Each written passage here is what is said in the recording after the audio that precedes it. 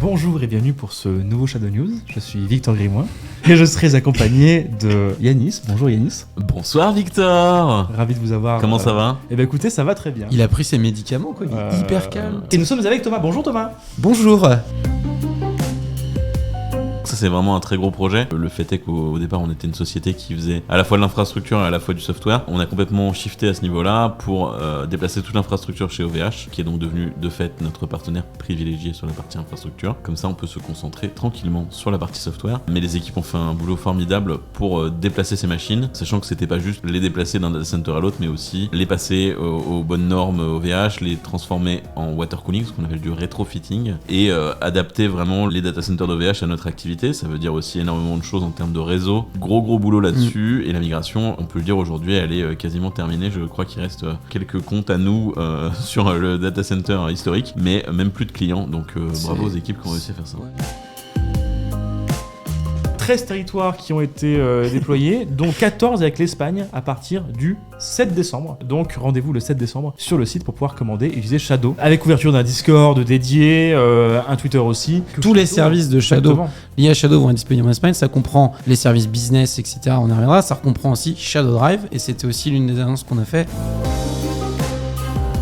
Shadow Drive qui était donc en soft launch précédemment auprès des anciens utilisateurs Ubique, qui était donc un service qui appartenait à OVH avant, qu'on a repris, qu'on a modernisé, qu'on reconstruit avec Nextcloud, qui est donc une boîte allemande qui bosse avec de l'open source, etc. C'est des données qui restent en Europe, qui sont hyper sécurisées, cryptées. Nous on peut pas du tout mettre la main dessus évidemment, c'est vraiment vos données. C'est juste Europe pour l'instant. Si vous êtes en Amérique du Nord, ça va arriver, mais plutôt 2023, on n'a pas encore la date précise. Et il y a deux offres. Il y a une offre qui est gratuite jusqu'à 20 Go. Il y a une deuxième offre qui est payante à 8,99 par mois jusqu'à 2 Tera. Et ce qui est hyper important de préciser aussi, c'est que l'offre gratuite, c'est du vrai gratuit. C'est-à-dire que ce n'est pas du freemium. Donc on ne va pas utiliser vos données pour vous balancer de la pub ou je ne sais quoi. Vous ne verrez pas de la pub sur l'application. C'est du vrai gratuit. Chaque pied est indépendant, donc tu peux avoir Shadow Drive sans avoir Shadow et vice versa. Et l'idée à terme, c'est d'avoir d'autres services qui soient aussi ouverts et séparés, etc. Et on a aussi une vision qui est hyper importante, c'est plutôt que de faire comme la plupart des concurrents américains, d'avoir une brique où t'as pas le choix. Si tu prends Microsoft, t'as tous les services Microsoft. Nous, l'idée, c'est plutôt de permettre d'avoir des briques. Si t'as envie d'avoir un autre service de visio que le nôtre ou un autre service de drive, etc., tu peux l'amener. Enfin, voilà, on trouve que c'est une vision qui est hyper intéressante d'avoir cette idée d'ouverture au maximum.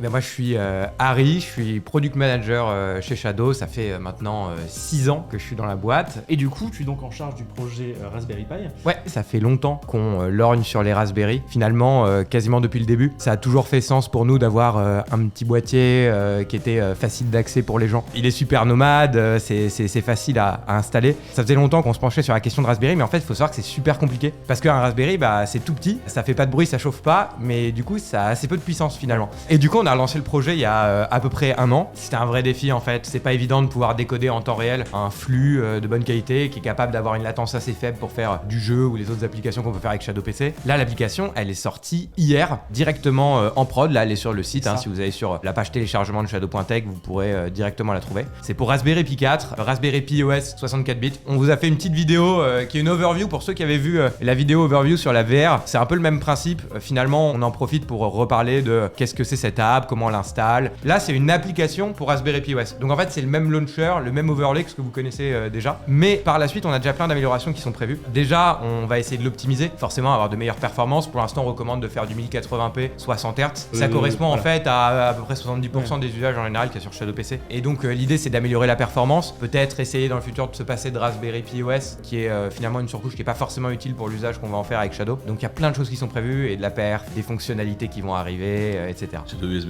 Shadow USB, c'est déjà dedans. Sur les Shadowbox et les Shadow Ghost, on va progressivement arrêter le support. Ce qui va se passer, c'est que évidemment, on veut pas que ces produits-là deviennent inutilisables. Déjà, on va simplement arrêter de faire des mises à jour, mais le produit continuera de fonctionner avec la mise à jour sur laquelle ils seront figés. Et en plus de ça, on va mettre à disposition prochainement une documentation pour pouvoir un peu reconditionner ces deux produits-là, à savoir de donner des instructions sur comment installer Linux sur ces deux produits. Et en fait, avec Linux, du coup, on peut utiliser l'App Shadow, qui elle, évidemment, va continuer à être mise à jour. Et notamment Raspberry peut être aussi une très bonne alternative. Il y a du Power de dispo sur le marché français. Ça a tendance à partir très vite, mais on avait un peu de stock, donc si vous voulez prendre Power, n'hésitez pas à checker le site. Spark Aurora Lightning, c'est le nom de offres B2B transactionnelles, donc celles qui vont être disponibles directement sur le site web. C'est des offres B2B qui ont donc quelques caractéristiques un petit peu différentes, notamment sur les temps d'idle time, mais surtout la capacité d'utiliser un Windows Server avec 2 modèles de pricing. Le modèle de pricing de base avec le Windows Server 2019 inclus et début 2023, l'arrivée du Bring Your Own License pour que les gens qui le souhaitent puissent venir avec leur propre licence Windows, puisque Microsoft vient d'autoriser ce fonctionnement. C'est une offre qui s'adresse aux entreprises, ça veut dire que vous pourrez par exemple gérer un parc de machines. Merci beaucoup, mot de la fin, Yanis. Let's go. La mantequilla. Chou-fleur. Framboise.